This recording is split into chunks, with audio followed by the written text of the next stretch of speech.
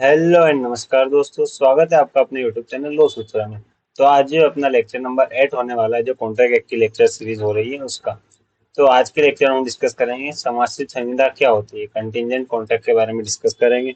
Contract contingent contract की परिभाषा क्या है, उसके आवश्यक तत्व क्या है, कब इन्फोर्स करवाया जा सकता है कंटीजेंट कॉन्ट्रैक्ट को, और बाजी के करार और समाश्रित संविदा के मध्य क्या अंतर है, और लैंडमार्क जजमेंट्स और कंक्लूजन। तो चलिए दोस्तों, शुरू करते हैं आज का वीडियो। तो दोस्तों, जनरल टर्म में समासित संविदा एक ऐसी संविदा है जो किसी संविदा मतलब किसी घटना के घटित होने या न घटित होने पर आधारित होती है, पर आश्रित होती है, उसे समासित संविदा बोलते हैं सामान्य शब्दों। तो देखिए, अपन इंट्रोडक्शन में डिस्कस क्या करने वाले हैं, तो चलिए डिस्कस करते हैं। तो यहाँ पर जो है अपन इंट्रोडक्शन में डिस्कस करेंगे भारतीय संविदा अधिनियम। भारत में संविदा विधि की मूल आधारशिला है। अधिनियम संविदा के निर्माण, निष्पादन और प्रवर्तन से संबंधित विस्तृत नियम प्रस्तुत करता है। संविदा विधि के अंतर्गत विभिन्न प्रकार की संविदा होती है, जिनमें से अत्यंत महत्वपूर्ण प्रकार की संविदा समाश्रित संविदा है। तो मैं बेसिकली अपन को एक जनरल चीज बता दी, उसके बाद में समाश्रित संविदा या जनरल टर्म बताना है। समाश्रित संविदा परिभाषा नहीं देना है, यहाँ पे लिखना अपन को समाश्रित संविदा उस संविदा को कहा जाता है जिसका निष्पादन किसी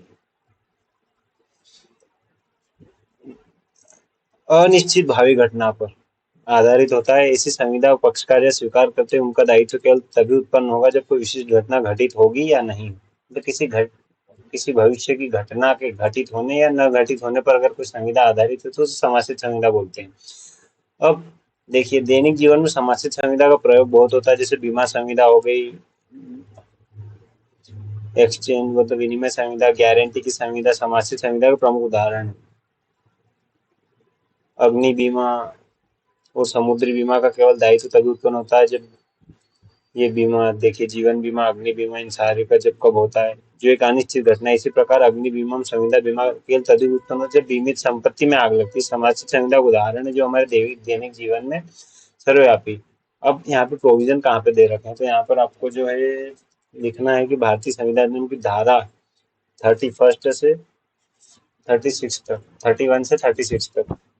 तो इसका यहाँ पर आप चैप्टर नंबर भी लिख सकते हैं। चैप्टर नंबर है इसका 3। हाँ, यहाँ पर आपको लिख सकते हैं भारतीय संविदा अधिनियम के अध्याय 3 की धारा 31 से 36 तक में समासित संविदा से संबंधित प्रावधान दिए गए। धारा 31 में जो परिभाषा दी गई, धारा 32 में संविदा का प्रवर्तन जो किसी घटना के घटित होने पर आधारित हो, उन संविदा का प्रवर्तन के ऊपर है। और 33 जो किसी संविदा के प्रवर्तन संबंधित है जो किसी घटना के न घटित होने पर आश्रित हो। 34 का जो है जो किसी व्यक्ति के आचरण पर निर्भर होता है उससे, तथा धारा 35 और 36 जो है अप्रवर्तन की स्थितियां, समय और इन सबको। धारा 35 जो है बेसिकली टाइम के ऊपर, कि अगर कोई फिक्स टाइम दिया गया है किसी कॉन्ट्रैक्ट में किसी घटना घटित होने या न होने के लिए, तो उसके बारे में बात करें। धारा 36 जो बोलती है जो अनिश्चित घटना है उसके बारे में जो करार किया है तो वो शून्य। तो आपको यहाँ पे एक जनरल इंट्रोडक्शन बता देना। अब आपको परिभाषा बतानी। तो भारतीय संविधान नियम की धारा 31 के अनुसार समासित संविदा वह है, A contingent contract is a contract to do or not to do something, कुछ करने या न करने के लिए। If some event collateral to such contract does or does not happen, इसका सिंपल सा मतलब है कि अगर किसी चीज को करने या न करने के लिए किसी अनिश्चित घटना पर आधारित हो, जैसे कि हिंदी में नीचे लिखा हुआ है यहाँ पर। समासित संविदा वह संविदा है जिसमें किसी बात को करने या न करने का वचन किसी ऐसी घटना के घटित होने या न होने पर निर्भर हो जो समासित संविदा के संपार्श्विक हो। फिर उसके बाद में यहाँ पर एक उदाहरण भी दिया गया है कि देखिए, अगर सामने वाले ने कॉन्ट्रैक्ट किया कि अगर घर जल जाएगा तो वह जो 10,000 रुपये देगा, एक समासित संविदा है, क्योंकि घर जलने की घटना अनिश्चित है। अब इसकी परिभाषा अपन मतलब विस्तृत व्याख्या अपन अगर करना चाहे एग्जाम में तो कर सकते हैं। यहाँ पर देखिए, समाजिक संविधा में सबसे पहले दो महत्वपूर्ण, प्रथम किसी अनिश्चित भावी घटना पर निर्भर होना चाहिए और घटना संपार्श्विक होनी चाहिए, अर्थात वह घटना संविदा की घटना नहीं चाहिए, संविदा से पृथक घटना कोई होनी चाहिए बाहर की। और पक्षकारों का नियंत्रण नहीं होना चाहिए वहां पर। अगर संविदा प्रमुख विषय का भाग और वह संविदा के प्रमुख विषय, यह ध्यान दें समासित संविदा एक वैध संविदा और इसका प्रवर्तन न्यायालय में कराया जा सकता है बशर्ते आश्रित घटना घटित हो गई। यह बाजी के करार से भिन्न है, क्योंकि बाजी का करार धारा 30 के अंतर्गत शून्य, जबकि समासित संविदा जो पूर्णतः वैध है। बीमा संविदा, क्षतिपूर्ति की संविदा और गारंटी संविदा समासित संविदा के उदाहरण है। ये जो है बेसिकली यहाँ पर समझाने के लिए अपन को एग्जाम में तो सिर्फ परिभाषा ही लिखनी है, यहाँ पर दिखाने के लिए कि एक समाश्रित संविदा होती क्या है बेसिकली वास्तव में। अब यहाँ पर देखिए समाश्रित संविदा के आवश्यक तत्व क्या क्या है। तो धारा 31 का जो अपन ने विश्लेषण किया उसके आधार पर संविदा अधिनियम वो समाश्रित संविदा के निम्नलिखित तत्व जो है सामने आते। सबसे पहले तो एक कॉन्ट्रैक्ट होना चाहिए। सबसे पहले तो एक कॉन्ट्रैक्ट होना चाहिए। उसके बाद में कॉन्ट्रैक्ट कब बनता है, जब वो सारी कंडीशन जो है अपन ने अपने पहले या दूसरे लेक्चर में डिस्कस करी थी, आप उसको भी देखिएगा। स्वीकृति एक्सेप्टेंस, यहाँ पर जो प्रतिफल है ये,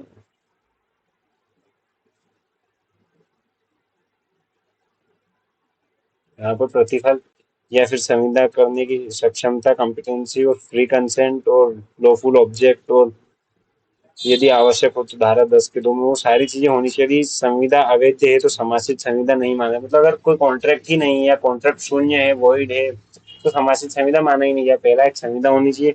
दूसरा जो होना चाहिए भविष्य की घटना के ऊपर डिपेंड होनी चाहिए जी।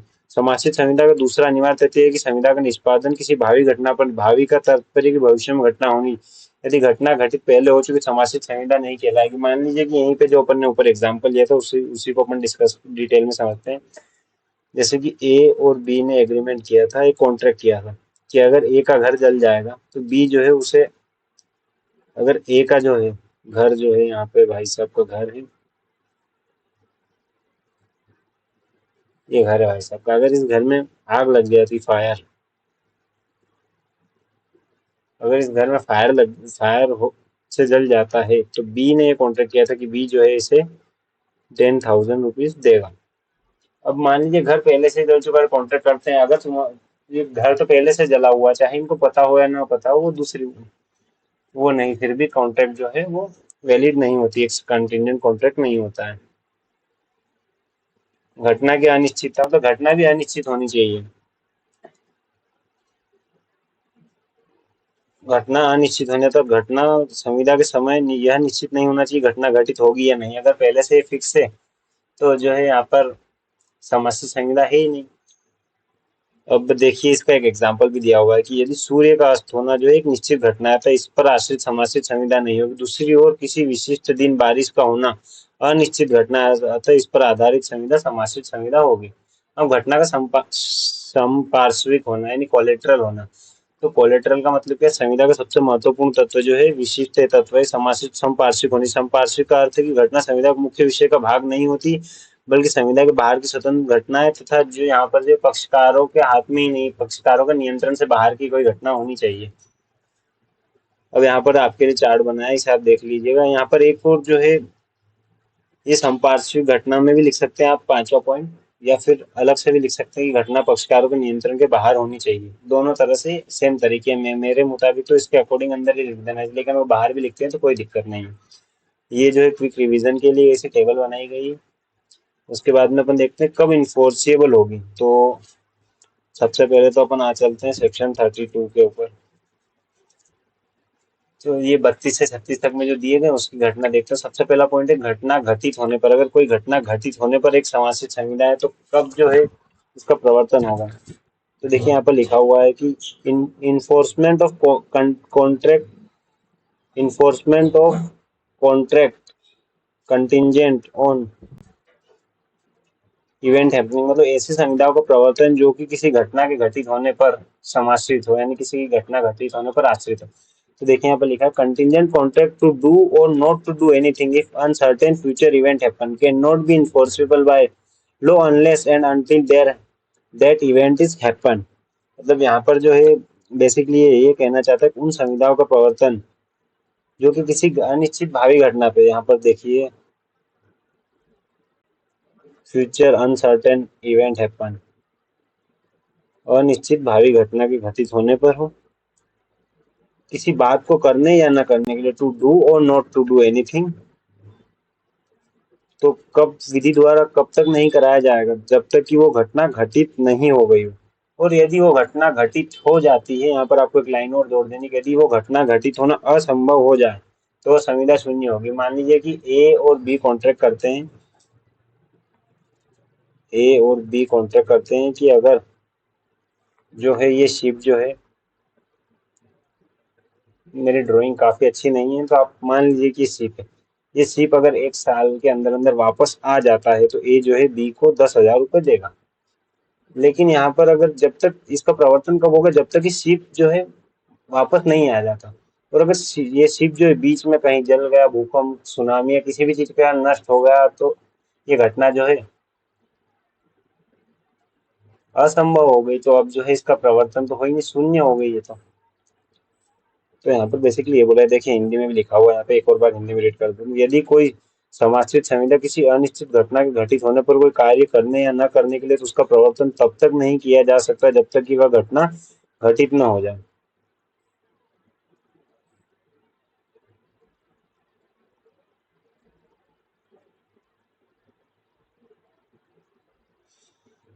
ये ध्यान देने योग्य है कि यदि घटना, ये देखिए हिंदी में लिखा हुआ अभी यहाँ, ध्यान देने योग्य है कि यदि घटना असंभव हो जाती है तो संविदा अपने आप शून्य हो जाती है। अब जो घटना के घटित, धारा 33 में जो घटना के घटित न होने पर enforcement of contract contingent on an event not happening, मतलब कि उन सभी संविदाओं का प्रवर्तन जो कि किसी घटना के घटित न होने पर समाश्रित हो, उनका प्रवर्तन जो इन्फोर्समेंट कब करवाया जा सकता है। तो यहाँ पर देखिए सबसे पहले कंटिजेंट कॉन्ट्रैक्ट टू डू और not to do anything if uncertain future event does not happen can be enforced when the happening of that event become impossible. मतलब कि अगर किसी घटना के घटित न होने पर, मतलब भविष्य की जो घटना है उसके घटित न होने पर अगर किसी समाश्रित संविदा का प्रवर्तन करवाना हो, तो तब तक नहीं करवाया जा सकता जब तक कि वो उस संविदा का घटना जो है असंभव न हो जाए। अब यहाँ पर एग्जाम्पल वही जो शिप वाला, ए और बी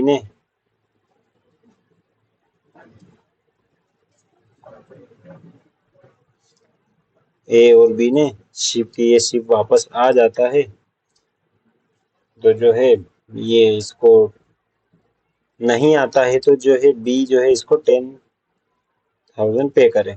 यदि पोत वहीं पे जो है वो शिप वहीं पे खराब हो गया या डूब गया, जो भी हो गया, टाइटेनिक बन गया, तो जो है बी ए को 10 के देगा।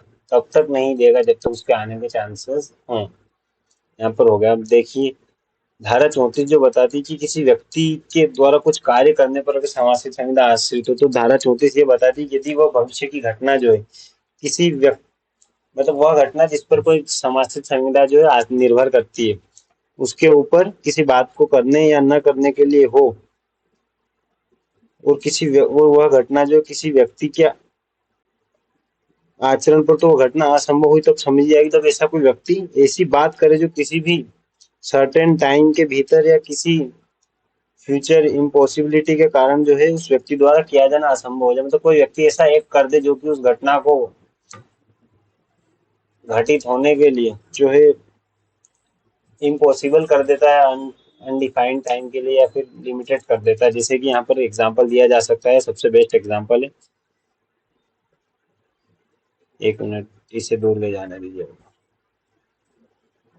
और यहाँ पे देखिए, मान लीजिए पेन कहाँ गया है, तो आजा। मान लीजिए ए और बी कॉन्ट्रैक्ट करते हैं कि ए जो है अगर सी से शादी करता है तो बी जो है उसको 1 लाख रुपीज देगा, 1 लाख, 1 लाख रुपए देगा। अब जो है ए सी से शादी ना करके ई से शादी कर लेता है, तो अब यहाँ पर भले पॉसिबिलिटी है कि जब ई की डेथ हो जाएगी या ए और ई का तलाक हो जाएगा तो ए सी से शादी कर सकता है, मतलब अभी भी संभावना है। लेकिन फिर भी ये घटना जो है असंभव हो जाएगी, इसका परिवर्तन करवाया ही नहीं जा सकता, क्योंकि ये व्यक्ति के आचरण पर निर्भर करते है। व्यक्ति ने ऐसा कोई कार्य कर दिया जो कि उसको किसी उत्तरदायी आकस्मिकता या किसी परिमित, मतलब किसी डेफिनेट टाइम के लिए जो है अनिश्चित कर देता है। तो यहाँ पर जो है धारा 34 यही बताना चाहती है। धारा 35 जो है टाइम के बारे में बताती है। यहाँ पर जो है गलत मिस टाइप हो गया है, तो यहाँ पर आप सही कर लीजिएगा। यहाँ पर इस धारा 35 की हेडिंग वही है जो कि मतलब किसी समय, निश्चित समय पर घटित होने के लिए कोई संविदा हो तो उसका प्रवर्तन कब करवाया जाएगा। तो इसका पहला पॉइंट जो बोलता है यदि किसी निश्चित समय के भीतर घटित होने पर कुछ कार्य करने या न करने के लिए हो, तो शून्य कब हो जाएगी ये, तो ये शून्य तब होगी जबकि वो समय घटित हो गया हो और घटना घटित नहीं हुई हो, या फिर उस समय के पूर्व होने से पहले इस घटना का घटना असंभव हो जाए। अब मान लीजिए यहाँ पर एक एग्जांपल लेते हैं, अपन एक पेज ऐड कर ही लेते हैं क्योंकि इसमें दो तीन एग्जांपल देना ही पड़ेंगे। ये देखिए, मान लीजिए ए और बी ने एग्रीमेंट किया, एक कॉन्ट्रैक्ट किया कि अगर ए का घर जो है 1 साल के, नहीं नहीं ये कॉन्ट्रैक्ट तो यहाँ पर नहीं जमेगा। हाँ, मान लीजिए ए और बी ने कॉन्ट्रैक्ट किया कि अगर जो है ये शिप 1 साल के भीतर वापस आता है तो जो है ए बी को 10,000 रुपये देगा। तो अगर एक, जब तक ये संविदा शून्य कब मानी जाएगी, अगर 1 साल हो गया और ये जो शिप है वापस नहीं आया, या फिर दूसरी जो कंडीशन है, ये शिप जल गया, खो गया, भूकंप आ गया, टाइटेनिक बन गया, या जो कुछ भी हो गया, तो ये अब वापस नहीं, मतलब ये घटना घटित नहीं हो सकती, जो है शिप यहाँ पर वापस नहीं आ सकता है, तो भी ये घटना जो शून्य मानी जाएगी। यहाँ पर दो पॉसिबिलिटी, या तो टाइम टाइम खत्म हो गया, टाइम से पहले ही जो घटना के घटित होने पर था, तो वो घटना घटित होना ही इम्पॉसिबल हो गया, तो ये शून्य हो जाएगी। ये 35। अब इसका जो सेकंड पैरा है अपन को बताता है कि अगर कोई संविदा जो है किसी फिक्स टाइम के भीतर किसी घटना के घटित न होने पर कुछ करने या न करने के लिए, तो उसका प्रवर्तन कब करवाया जाएगा। तो सिंपल जो है यहाँ पर वो जो शून्य के बारे में था, यहाँ पर कब इन्फोर्सेबल होगी ये जो है, तो यहाँ पर इन्फोर्सेबल होने की जो है, यहाँ पर भी दो पॉसिबिलिटी। सबसे पहले तो मान लीजिए कि ए और बी कॉन्ट्रैक्ट करते हैं और वही जो है बी ए को बोलता है कि यदि ये जो शिप है वन 1 ईयर के अंदर वापस नहीं आता है बोला है बी ने, तो ये बी जो है ए को 10 के रुपीज पे करेगा। तो 1 साल हो गया, शिप नहीं आई, तो इन्फोर्सेबल होगी, बी को देने पड़ेंगे, या फिर ये टाइटेनिक बन गया, शिप जो था टाइटेनिक बन गया और डूब गया बेचारा, तो भी यहाँ पर इन्फोर्समेंट जो है वो करवाया जा सकता है, क्योंकि इम्पॉसिबल हो गया इस घटना का घटित होना। अब जो है सेक्शन 36 बचता है यहाँ पर।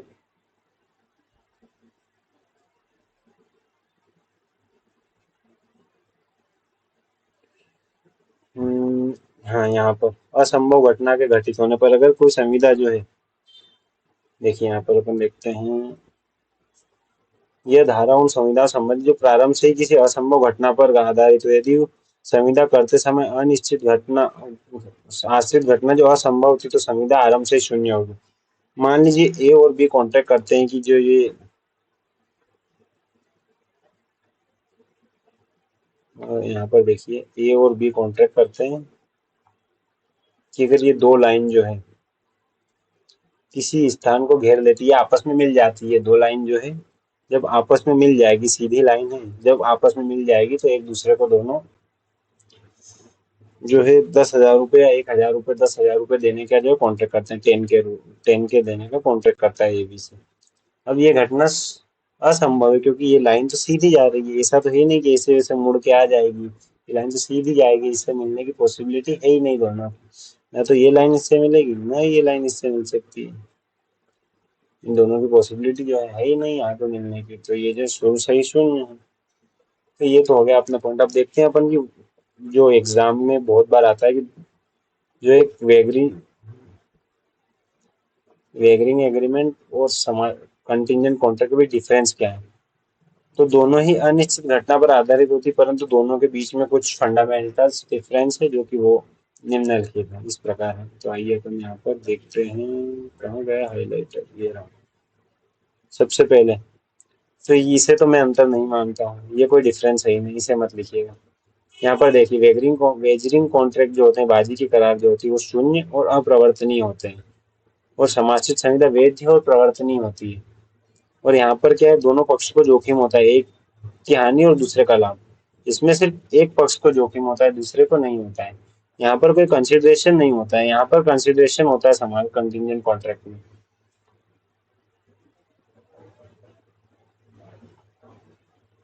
ये जो जीत हार का खेल है और ये जो घटना संपार्श्विक होती है, इनका जो जो अपनी बाजी की संविदा होती है, उनका न्यायालय में जाके इन्फोर्स नहीं करवा सकते, लेकिन समाज की संविदा को करवा सकते हैं। और ये जो है जुआ और सट्टेबाजी से संबंधित, और ये जो बीमा गारंटी और क्षतिपूर्ति से संबंधित है। अब ये जो है समाज के हित में नहीं है, और समाज संविदा समाज के हित में है। ये इसके अंतर है। अब अपन चलते हैं, ये जो एग्जाम में लिखने के लिए नहीं, बस समझने के लिए आवश्यक है। तो जब आपको नोट्स मिलेंगे तो आप उनमें से इनको देख लीजिएगा। ये डॉक्ट्रिन ऑफ फ्रस्ट्रेशन, और ये समासित संविदा और जो शर्तित संविदा है, दोनों में अंतर क्या है, मतलब कोई शर्त हो तो वो दोनों में अंतर, ये एग्जाम में पूछता भी नहीं, सिर्फ समझ एक टॉपिक को या कंटेंट को समझने के लिए जो है इम्पोर्टेंट है। तो इसे आप देखना चाहें, रेफर करना चाहें तो कर सकते हैं। अब आते हैं अपने लैंडमार्क केस लॉस पर। तो चलिए देखते हैं लैंडमार्क केस लॉस को। तो सबसे पहला केस है Chandulal Harjivan Das versus commissioner of income tax, 1967 का एक केस है। यहाँ इस केस में क्या हुआ था, इस केस में जो है कोर्ट ने ये हेल्ड किया था कि बीमा की सभी संविदा और क्षतिपूर्ति की संविदाएं जो है कंटिजेंट कॉन्ट्रैक्ट है। और ये देखिए, न्यायालय ने कहा कि बीमा की संविदा में बीमाकर्ता का दायित्व किसी अनिश्चित भावी घटना जैसे मृत्यु, आग, चोरी आदि पर निर्भर होता है, जो कि संविदा के संपार्श्विक है। इसलिए प्रत्येक बीमा संविदा धारा 31 के अंदर समाश्रित है। न्यायालय में यह भी स्पष्ट किया कि बीमा संविदा बाजी का करार नहीं है, क्योंकि इसमें बीमित व्यक्ति का वास्तविक हित होता है, इंश्योरेबल इंटरेस्ट जो है यहाँ पर होता है। तो यहाँ पर अपन को जो एग्जाम में लिखने के लिए जो इम्पोर्टेंट चीज है वो यही है बस, कि सर्वोच्च न्यायालय ने यहाँ पर जो हेल्ड किया था, वो सबसे पहली बात तो है कि बीमा संविदा और क्षतिपूर्ति संविदा समाश्रित संविदा है, और दूसरा जो बीमा संविदा बाजी का करार नहीं है, क्योंकि इसमें बीमित व्यक्ति का वास्तविक हित होता है। अब national agriculture cooperative marketing federation of India versus Aliganja, ये जो है 2020 का केस है। इसमें जो है सुप्रीम कोर्ट ने सेक्शन 32 और 56 के बीच में जो है जो इंटरलिंकिंग है उनको जो है डिफाइन किया या एक्सप्लेन किया।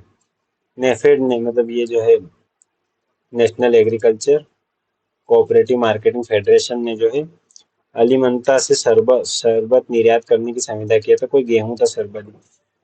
और जो है सरकार ने प्रतिबंध लगा दिया। नेफेड ने तर्क दिया कि संविदा अशक्य होगी। सर्वोच्च न्यायालय ने कहा कि यह समाश्रित संविदा थी, जो कि सरकार की अनुमति पर निर्भर थी, और जब सरकार की अनुमति नहीं मिली तो घटना असंभव है। धारा 32 के अनुसार संविदा प्रवर्तनीय नहीं है। न्यायालय ने धारा 32 और 56 के बीच में जो समन्वय स्थापित किया।